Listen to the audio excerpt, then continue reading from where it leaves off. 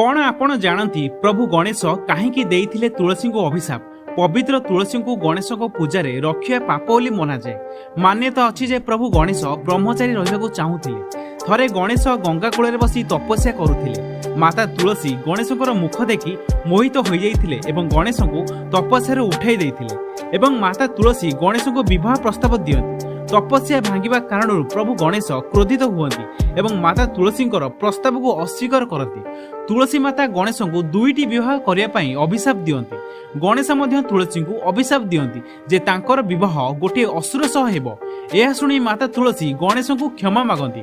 प्रभु गणेश कहती तुलसी तुमर विवाह शंखचूर्क सह हेबो। यह संसार कल्याण पई हेबो किंतु एहा परे तुमे श्रीहरिंकर पत्नी हेबो एवं तुमे गोटे गच्छर रूप धारण करिवो किंतु मोर पूजारे तुमे लागिबो नाही। केते सुंदर आम सनातन धर्म। वीडियोटी भल लागिथिले कमेंट रे जय श्रीहरि अवश्य लिखिबे।